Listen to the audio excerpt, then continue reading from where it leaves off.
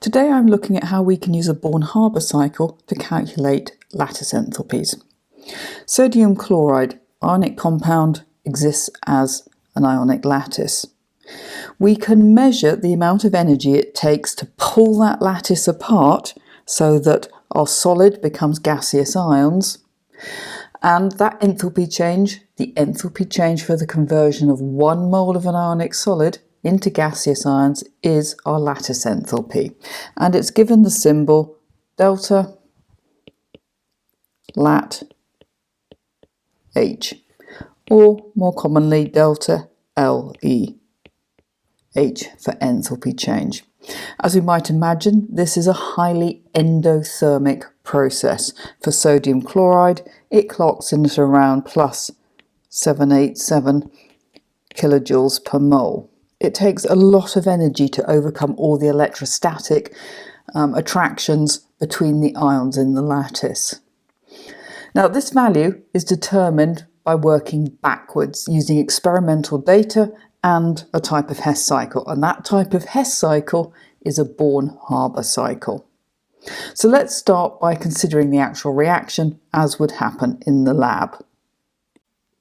Now, in the lab, it's going to be far easier to create our compound and measure the amount of energy that's released when that happens, rather than destroy it. So, sodium plus half a Cl2 forms our sodium chloride, and hopefully you'll recognise this as the definition for the formation of 1 mole of an ionic compound from its elements in their standard states.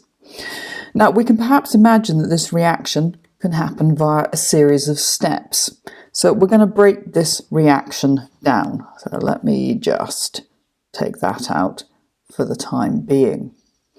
So if we start off with our sodium, and here's our metallic sodium, the first thing I need to do is atomize it. I need to go from a metallic lattice to sodium atoms in the gaseous state. So, first step is to atomize my sodium atoms. And this is indeed the enthalpy change of atomization for sodium. It's the formation of 1 mole of gaseous atoms from the element in their standard states. Now, I'm not going to write out all the definitions, they're going to be in your textbook, but you need to learn them. Step 2 is to do the same for chlorine, for the non-metal. We need to take our molecule of chlorine and break it down into atoms. So, I need to go from half Cl2 to Cl gas. And once again, that is going to be the enthalpy change of atomization for chlorine. We're forming 1 mole of gaseous atoms from the element. Step 3, we're going to go back to our metal. In step 3, we're going to ionize our sodium atoms. So I'm going to form Na+. And this involves the loss of an electron. My first ionization, delta IE, is the enthalpy change for that particular reaction. Step 4 is turning my chlorine atoms into chlorine ions. Now, in this case, we're not losing electrons but gaining them to form negatively charged chloride ions. And this is the first electron affinity. EA stands for electron affinity for chlorine. That's the formation of 1 mole of gaseous ions by the addition of an electron to each atom in a mole of atoms. Once again, you have to learn your definitions. So now we've got our sodium ion and our chloride ion in the gaseous state. We can finish our cycle by forming the ionic compound, sodium chloride. And this is the reverse of our lattice energy, because we're going from ions to solid, not solid to ions. So for each of these steps, you need to know the definition. You need to be able to write an equation for the definition. So if we start off by looking at atomization, so this was step 1 and step 2. So in step 1, we are going from the element in its standard state to gaseous atoms. Again, for chlorine, half a Cl2 molecule going to form our chlorine gas. In step 3, I'm going back to the metal and I'm ionizing it. So that involves the loss of an electron. So Na, no on the plus yet, Na. In the gaseous state, going to form an ion plus an electron. So that's ionization energy. And step 4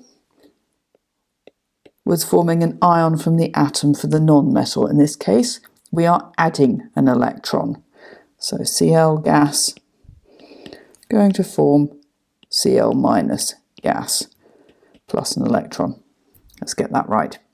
It's really important that you always put in state symbols when you're asked to write equations to represent the steps in these reactions. And then, of course, step 5, we can just put that up here.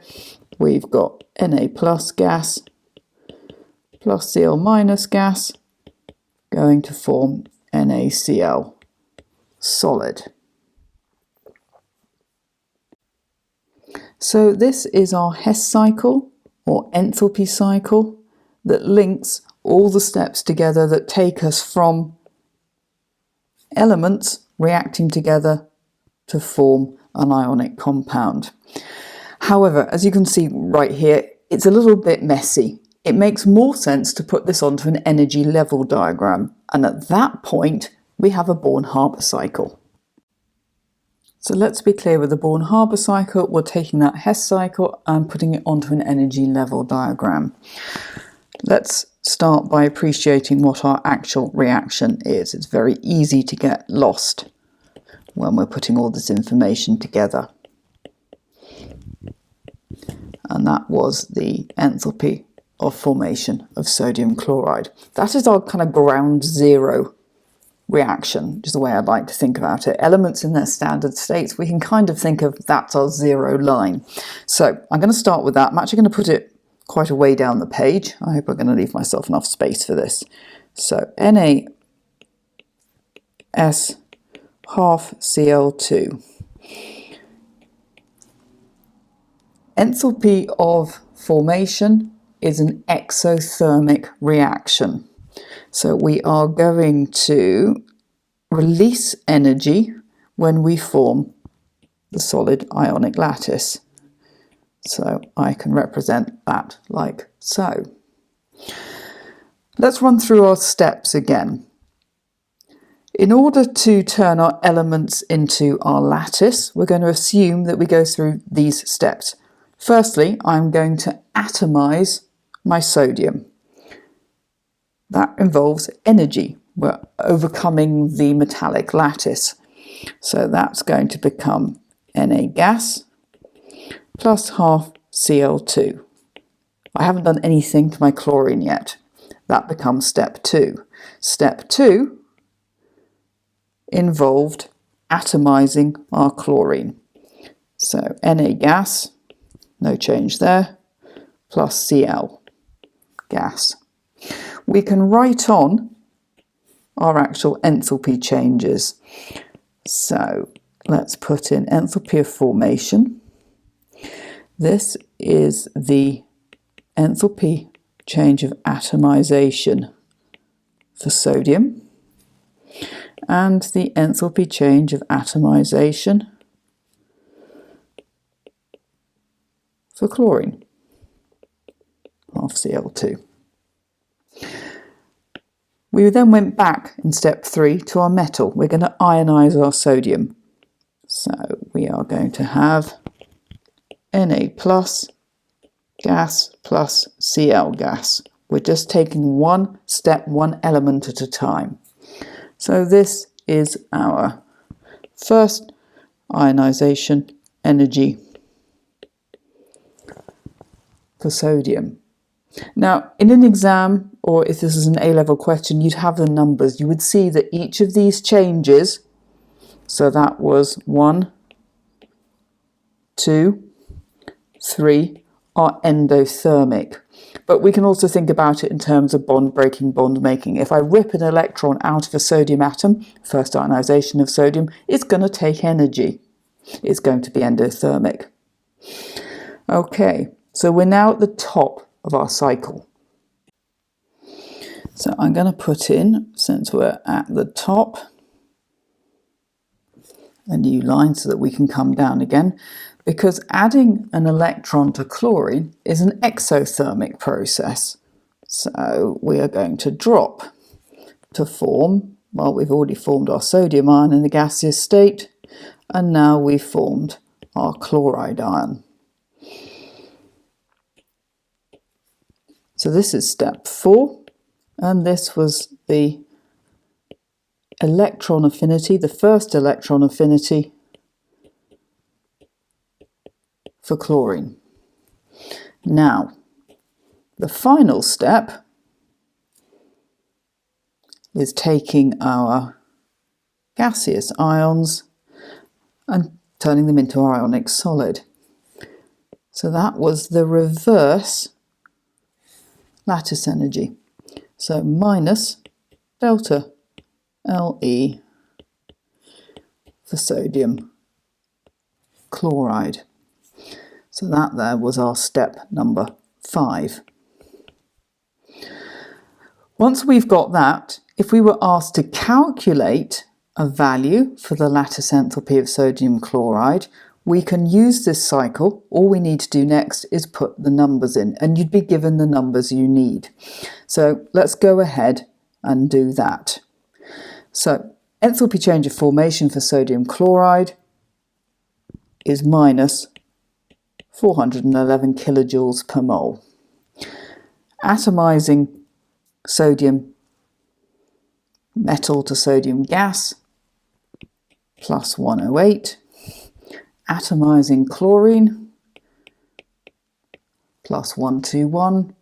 Ionizing, ripping that electron off sodium atoms for a mole, 496. So each of those processes, 1, 2, 3 and 4, are endothermic. Step 4 is exothermic. Adding an electron to each atom in a mole of chlorine atoms is minus 349.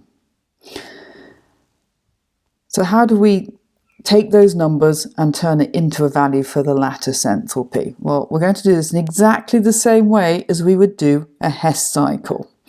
Identify your starting point. Well, my starting point is sodium chloride, if I'm finding my lattice enthalpy, and my end point, sodium ions and chloride ions. And then you want to draw, I'm just going to shrink that down a little, you need to draw a new route, route number 2, going from reactant to product. According to this, my reactants are here, and my product is there. Because remember, we're finding a value for the lattice enthalpy. Let me take that out again. So lattice enthalpy is sodium chloride solid going to form the ion. So that's why I have my arrow in that place. Now, follow this round again. Wherever my new route goes against my cycle, I'm going to need to change the sign on the number. What do I mean by that? Well, in order to get from point A to point B, I actually need to do a reverse enthalpy of formation. I don't want to make sodium chloride, I want to unmake it, theoretically. So same value, same enthalpy change, but reverse sign. So it would be plus 411 kilojoules per mole to make that happen.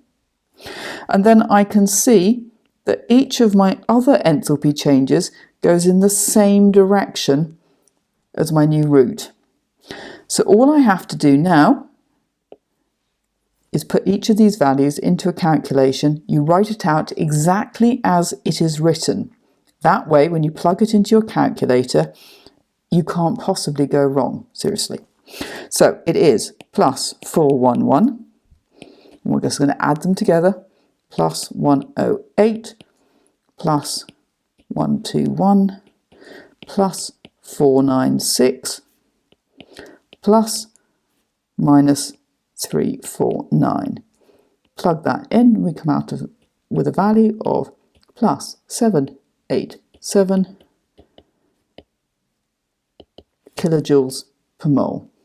That is the lattice enthalpy for sodium chloride, the amount of energy it takes to dismantle the lattice and turn it into gaseous ions. Now at A-level, we're not always asked to find the lattice enthalpy. Sometimes we're asked to find the ionization enthalpy or the electron affinity for the non-metal. You can do this in exactly the same way. You write out your cycle, that never changes. You put on your numbers, identify your starting point and end point, write it out, making sure that you change the sign on any numbers where the process, the enthalpy change, is not going in the same direction as your new route. Now, the thing about all these cycles in A-level chemistry is, to begin with, they look horribly complicated and you worry that you are never ever going to get your head around it, but actually they're completely logical. So go to your textbook, go back to your exam questions, check out Crunch Chemistry if you want some exam style questions, and practice, practice, practice. I'm just going to pull your attention to a couple of nasty tricks that they play on you sometimes. So we can have an NB. Let's think about magnesium oxide.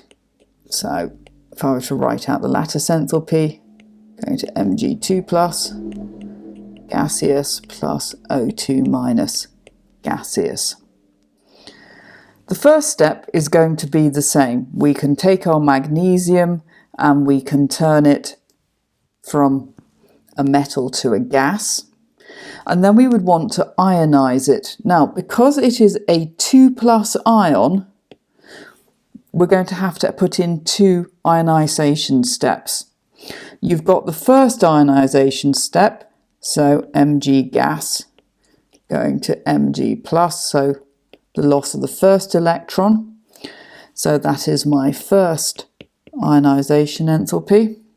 And then we're going to need a second one, Mg plus going to Mg2 plus an electron. That is my second ionization enthalpy. So we're going to have to combine that for 1, 2, 3, step 3 in the way that I have just drawn it out. Similarly, my oxide ion has got a 2- charge. So for these types of anion, we're going to need 2 electron affinities. My first electron affinity, so adding an electron to the gaseous atom. So that is my first electron affinity. And then my second electron affinity, taking O-, adding an electron, so that's supposed to be a bracket, to form O2-. Now, adding an electron to an oxygen atom is an exothermic process. It follows exactly the same as chlorine in the example I've just given you. But in this case, the second one is endothermic. So be very careful when you're looking at the numbers that you draw your cycle out appropriately in terms of it being an energy level diagram, and you get your pluses and minuses the right way round. My second NB, I'm going to go with calcium bromide. Going to form calcium ions in the gaseous state plus 2 bromide ions in the gaseous state. Once again, for calcium, we're going to need the first ionization energy plus the second, because it's a 2+ ion. For bromide, well, we need, when we atomize it, so we are going to need 2 lots of the enthalpy change of atomization. This is where learning your definitions is really important, because the definition for enthalpy of atomization is the formation of 1 mole of gaseous atoms from the element. But clearly, in this compound, we are going to have 2 moles of gaseous atoms, and then we're going to need to ionize each of those moles. So, we're also going to need 2 electron affinities in order to turn our bromine atoms into bromine ions. So just be very careful when you haven't got a very straightforward example in an exam. Just have in the back of your mind to double check these things. Again, practice is the key, always. If this has been useful, hit the subscribe button, the effortless way to support your studies.